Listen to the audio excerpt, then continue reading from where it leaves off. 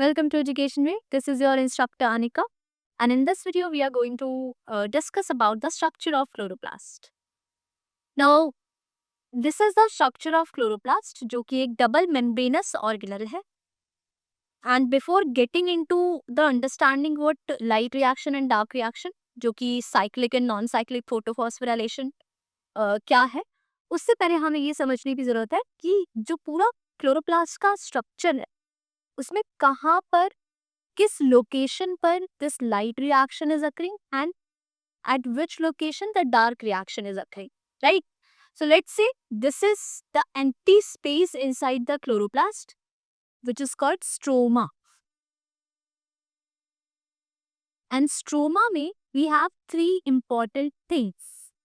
पहली चीज, we have lots of protons. तो हमारे पास यहाँ पर बहुत सारे protons are present. Second is we have NADP plus. ये रिड्यूस होने के लिए यहाँ पे बहुत सारी फॉर्म्स पड़ी हुई है NADP की.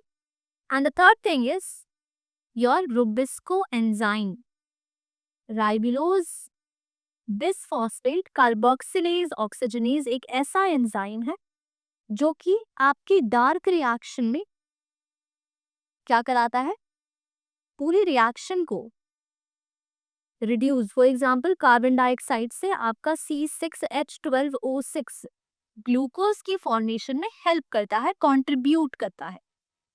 सो ये सारी चीजें आपकी, ये तीनों चीजें आपकी किस में प्रेजेंट है, आपके स्ट्रोमा में. तो H प्लस आयंस बहुत सारे प्रेजेंट है, NADP प्लस बहुत सारे प्रेजेंट है, and you have lastly your Rubisco enzyme, जो कि बहुत ज़्यादा इम्पॉर्टेंट एक एंजाइम है जो कि आपको CO2 को रिड्यूस करने के लिए, ग्लूकोज को बनाने के लिए नीडेड होता है, right? And this is what your dark reaction is, where dark reaction, where the products of light reactions are needed for the dark reaction to occur, right? And let's say light reaction क्या है, जहाँ पे आपके H2O molecule sunlight की presence में, chlorophyll की presence में क्या बनाते हैं, 6 ऑक्सीजन मॉलिक्यूल्स को रिलीज करते हैं in the environment. And while this whole reaction is occurring, you get ATP molecules and NADPH2 molecules. ये एनर्जी मॉलिक्यूल्स है और ये एनर्जी मॉलिक्यूल्स आपको मिलते हैं और यही आपको यहाँ पर नीडेड होता है for this whole reaction to complete, for this whole reaction to occur, right? Now let's say where this whole light reaction is occurring. हमने ये समझा कि डार्क रिएक्शन आपके stroma, this empty space which is present in the chloroplast, वहां पर अगर होता है. बट दिस लाइट रिएक्शन ये होती है आपके थाइलाकॉइड की इस मेम्ब्रेन में. ये है आपकी थाइलाकॉइड की outer membrane, inner membrane, and this is known as lumen. Okay, ये पूरा थाइलाकॉइड, ये भी थाइलाकॉइड, ये भी थाइलाकॉइड, और ये थाइलाकॉइड के स्टाक्स जो हैं इनको हम बोलते हैं ग्रैनम.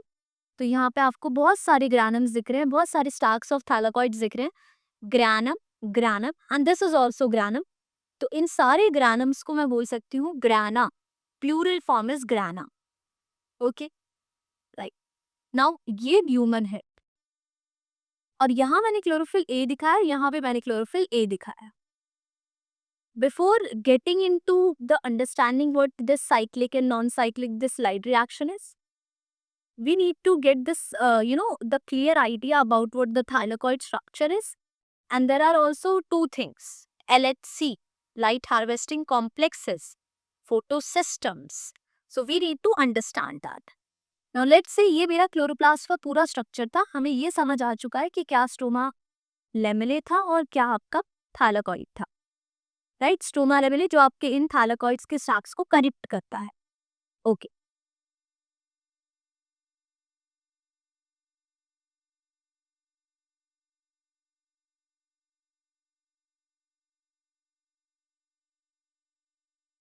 अब मैं आपको यहाँ पर सिर्फ एक थाइलाकॉइड ड्रॉ करके दिखाऊंगी. So for example this is your thylakoid और ये थाइलाकॉइड का ल्यूमन है. This is the lumen of thylakoid. ये उसकी आउटर मेम्ब्रेन है और ये उसकी इनर मेम्ब्रेन है, और इनर मेम्ब्रेन के अंदर ये ल्यूमन है. अब ये जो एक थैलाकॉइड है, यहाँ पर आपके सारे पिगमेंट्स प्रेजेंट होते हैं। सारे pigments as we have different pigments or starting from your chlorophyll A, B, carotenoids, xanthophylls, fucoxanthin, everything we have that. We have here. So let's say chlorophyll A जो है आपका, वो यहाँ पर एक रिएक्शन सेंटर बनाता है। तो मैंने कहा आपका chlorophyll A जो है वो क्या है आपका रिएक्शन सेंटर। जो भी मैं समझा रही हूँ आपको पूरा क्लियर अंडरस्टैंडिंग होगा जब एक बार हम ये पूरी एंड वीडियो में समराइज करेंगे। तो यहाँ आपका क्लोरोफिल ए है।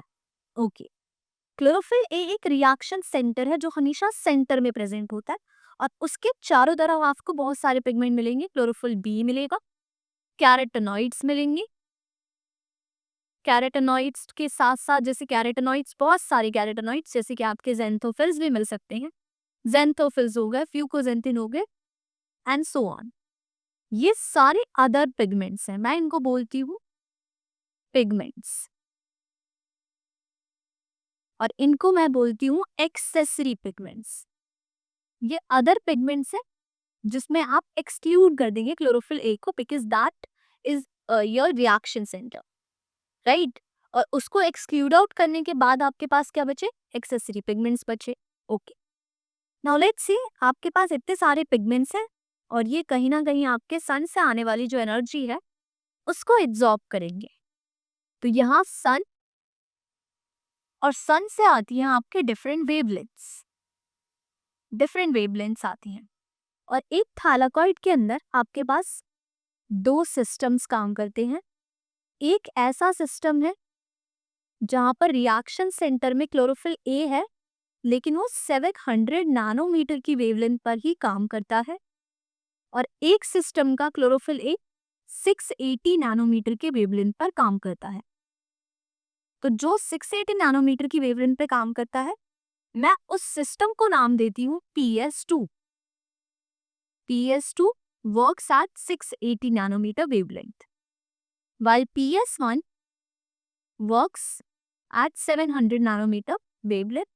तो ये 700 नैनोमीटर की वेवलेंथ को एब्जॉर्ब करेंगे and they both have their reaction center chlorophyll A and accessory pigments same, may be chlorophyll B, carotenoids, xanthophylls, everything. But ये PS1 हो गया, ये PS4 हो गया on the basis of the what wavelength the chlorophyll A is absorbing and at what